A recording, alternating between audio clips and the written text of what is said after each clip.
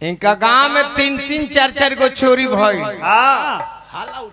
हाला उठ गए रे के बबुआ रोज चोरी होते रहता। वृंदावन गांव में बड़ चोरी होता। हफ्ते दिन लगातार महीना दिन में 4 गो चोरी हो गई। हाँ आ चोर धराइल ना।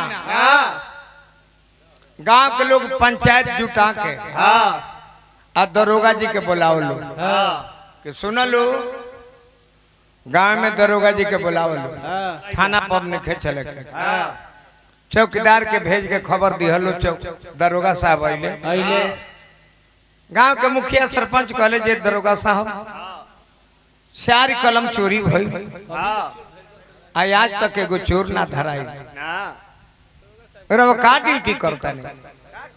दरोगा जी कहले जे कैसे चोर पकड़ लूं किसी का नाम बताइए। आप लोग FIR कीजिए और किसी का नामधारी कीजिए तब ना हम चोर पकड़ेंगे। ठीक अगर किसी पर शक हो तो आप लोग बताइए।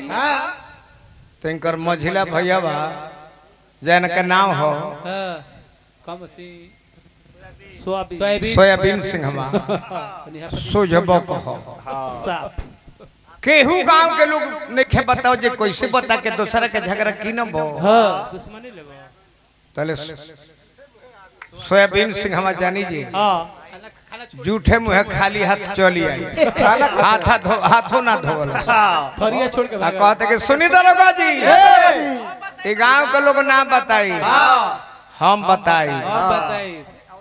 अब गांव के लोग डेराइल बेजी बाबा की करना बताई कोनो ठीक बा ई आंख गोड़ो रोले एने अरविंद सिंह अभियंता मोटकी मारत रे कुछ गांव में चलल मुश्किल हो जाई।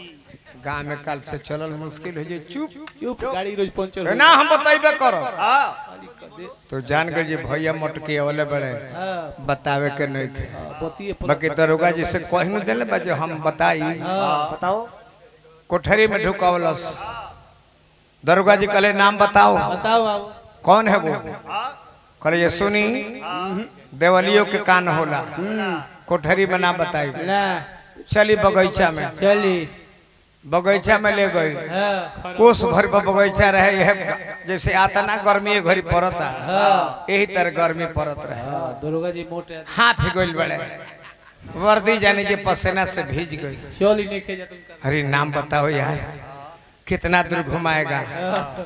बगीचों में ले गए तो कहते कि सुनी राम जी सीता जी के हरण भई रहे तो पेड़ों पौधा से पूछत रहले एक माने जी इहो जाने ले सब सुने ले सब ये जाना बताए चली नदी के तीरे ले चल गए बालू में घुसौले दरोगा जी हाँ पता रहे। अरे जल्दी बोलो यार तुम कितना देर लगाएगा। पानी टप टप अब कहते कि सुनी हमारे लगे कान दी कानमा कर ले अपना मुहवा में आ कहते कि सुन ली दरोगा जी हो न हो ई काम कोनो चोरे के हो। अरे पागल अरे बेवकूफ उसका नाम क्या है कहत नहीं कीजिए काम कोनो चोरे के हो। अरे बेवकूफवा इतना देर घुमाया अब बोलता है जो हो ना हो एक काम कोई चोरे का है जल्दी नाम बताओ। बता देनी आपका बताई तरह से कहत नहीं कीजिए ये काम कोनो चोरे के हो। अब बताइए 15 साल पहले यूट्यूब पर हमारे बाजार में हो ना हो कोनो चोरे के काम सुन लो कब लोग झूठ खाए में तनको ले जाते हैं पता चट्टा रोले हम देखो तने इलेक्शन तने कुछ नया कहो जे सब को नचनिया ले रहले एबार एक घर तो लेडीज रखले बाड़े लेडीज बिचवा में रखले रहले एगो छाका हई है डाण भारती नाम रहे बलिया जिला के भारती ना ना पहले के बात कहता बहुत पहले एक घर तो लेडीज रखा तरह देखो देखो ना अच्छी नहीं है। अब जानी कि हाथना में डांड चाकर भई रहे को गाड़ी में से उतर के जात रहे तो कुंवर जी जानते बनी जब मूड में होले तो तने रंगीन हो जाले ओकरा कहते एक तरह क्या बैक है पिछवाड़ा है